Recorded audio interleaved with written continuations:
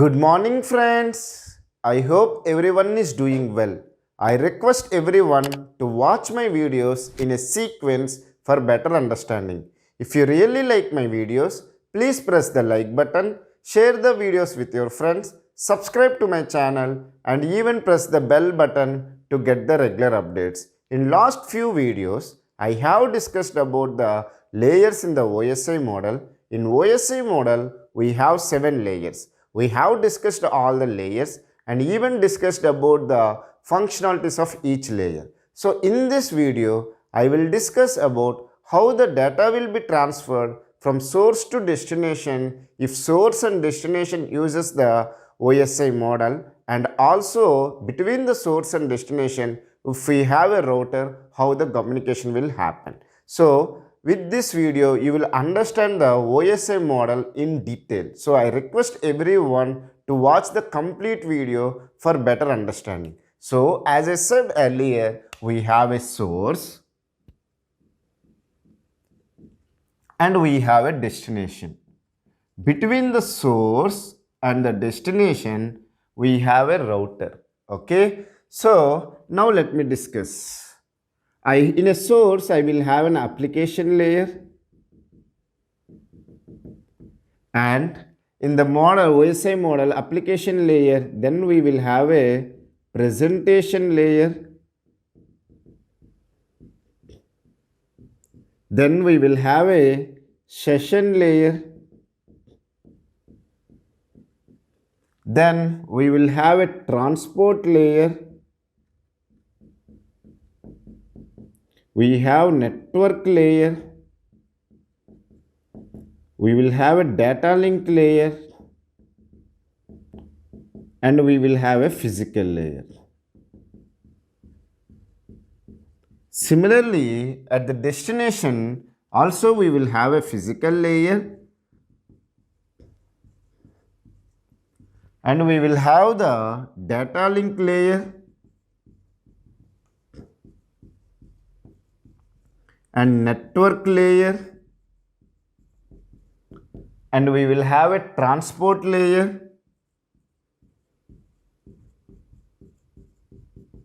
and we will have session layer, we will have the presentation layer, and we will have the application layer. Am I right or wrong? So all the OSI model, in the OSI model we have 7 layers. All the 7 layers will be there in this at the source and at the destination. From source, the data will come from top to bottom, and in the destination, data will go from the bottom to top, and physical layer, this physical layer will be connected with a transmission medium. The transmission medium can be a guided or it can be unguided. What is meant by guided medium? If it is a wired communication, we will call it as a guided. If it is a wireless communication, we will call it as an unguided medium. Okay, so we have a transmission medium and we have a router. In between we have a router. From router we have again a transmission medium, and data will be sent. As you know, already know that a router will consist of physical layer, data link layer, and also the network layer. Am I right or wrong? So now we will discuss how the communication will happen. Now as you already know that the physical layer will transfer the data in the bits, and the data link layer will have the collection of bits and make it as a frame, and at the network layer we will have the data is represented in packets. At transport layer it will be represented using the segments, and at the session layer, presentation layer, application layer, we will call it as a message. Okay, so that's why these 3 layers we will call it as a hardware layers, and these 3 layers we will call it as a software layers, and this transport layer is the heart of the OSI model. Okay, so now let's take that from application layer, presentation layer, and session layer, I got a message. Okay, and from application layer I will get a message, and presentation layer added its header, and session layer also added its header. Then I got the message. Okay, so to that message, okay, what the transport layer will do? The transport layer will consist of service point address. In shortcut, we will call it as a port address or the port number. How many bits are there for the port number? 16 bits are allocated for the port number. Am I right or wrong? So, what the transport layer will do, will have to fill the source port number and the destination port number. Okay, are you able to understand? With the message, it will send the source port number and also it will send the destination port number, because the transport layer will do the end-to-end communication. That end-to-end communication means from the source port to the destination port address communication it will do. Now what will be the source port number? Source will consider a random port number. I am taking as an example as it is X. And the destination port number, let's take that it is taking it as 80. It is using HTTP communication. So, the destination port number it has taken 80. So, what is the information it will send? It will send the message, source port number as some random number X and destination port number is 80. So, the packet whatever it was sending, it should go to the transport layer port number 80 at the destination. Okay, now what the network layer will do? It will get this information message, some source port number, destination port number. Okay, and then what it will do? See, usually the header will be there, then the message will come. Just for your understanding, I am writing like this. Then what the source port will be, what the network layer will do? Sorry for it. What the network layer will do? The network layer will add the source IP and the destination IP address. Is it clear? Because at the network layer, we will have the logical address, which is a 32-bit address if you are using IP version 4. If you are using IP version 6, we will send the IP address as 128-bit address. Am I right or wrong? So, the source will have its IP address. Similarly, the destination will have its IP address. These two addresses it will send. Okay, let's make it simple. The source IP address is SIP and the destination IP address is DIP, because I cannot represent the 32-bit number. Okay, are you able to understand? Usually the IP address we will represent in decimal, dotted decimal representation, like 172.16.128.0, all these things, because it is a 32-bit number. Okay, so now comes to the data link layer. What the data link layer will do? As I said earlier, the transport layer will do the end-to-end communication, and the network layer will do the communication between source and destination. Now you can ask me, sir, what is the difference between end-to-end communication and source to destination?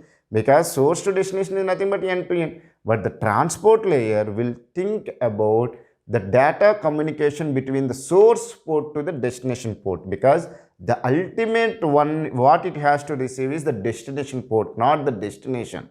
Is it clear? So, the transport layer will take care about the data transmission between source port number to the destination port, whereas the network layer will worry about the data transmission between source and the destination. And coming to the data link layer, it is a hop-to-hop communication. It will do the hop-to-hop communication. Now you can ask me, sir, what is meant by hop-to-hop communication? Suppose let's take that this is the source and this is the destination. You have a router. So data link layer will worry about whether I am transferring the data from source to the next node. Here the next node is router. So it will worry about the communication between hop to hop. Meaning is that the data link layer will transfer the data to the router. Then router data link layer will worry about the next node. The next node will worry about transferring the data to the destination in the data link layer. Are you able to understand? Because if from source to destination, if you want to reach, let's take that you have some intermediate nodes, the data link layer will worry about how I will transfer to the next node. Then this node, suppose here router data link layer will worry how I will send to the next node, which is a destination. So let's take that I got this information message X 80 source IP, destination IP. Now you can ask me, sir, what address the data link layer will consist of? Data link layer will consist of the physical address, which is a 48-bit information, which is a MAC address. From where you will get this address? From the network interface card, which each network interface card will have a unique 48-bit information. That information we'll call it as a physical address or a MAC address of the device. So I will keep the source address and the destination MAC address. Now what will be the source MAC address? The address of the MAC address of the source. So let me write it as SA. Okay. What is the destination here? According to the data link layer, the destination is a router, not this node.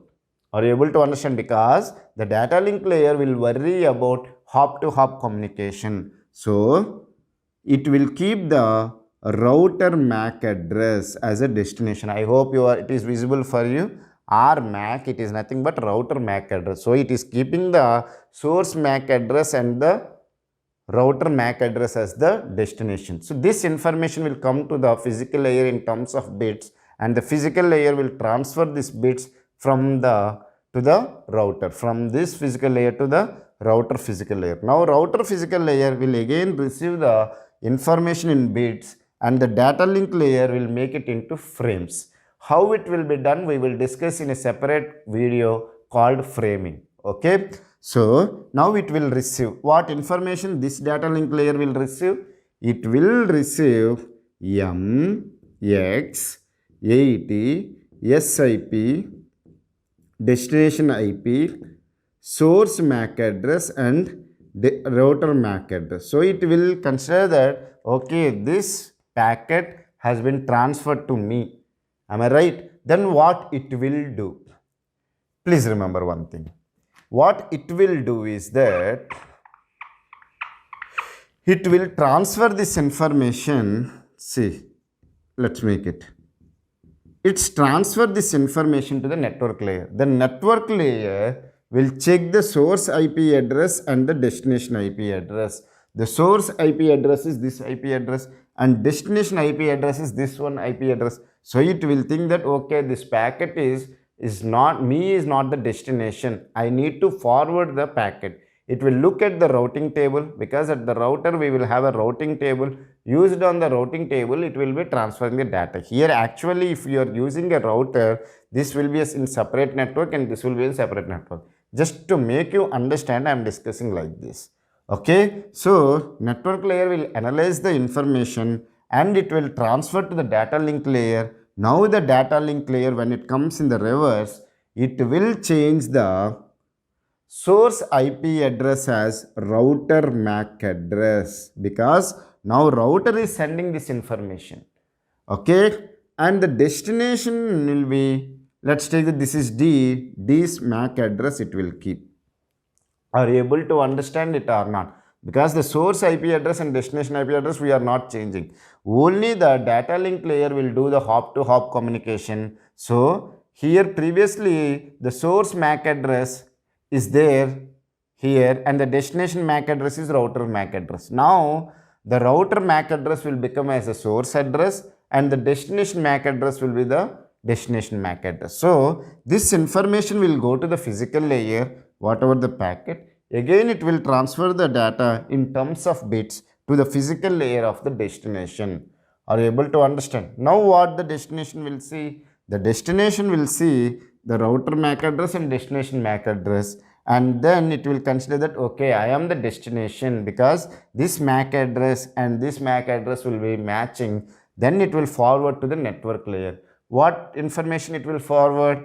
It will forward the MX80 source IP address and the destination IP address it will send, because it will remove the header. This information it will remove and it will forward this MX80 source IP address and destination IP address will come to the network layer, because each layer in the reverse process, even here also it will remove the header and it will forward. So it will remove the data link layer will remove the source MAC address and destination MAC address, and it will send to the network layer. Now network layer will see the source IP address and the destination IP address is matching with my IP address, so this packet belongs to me.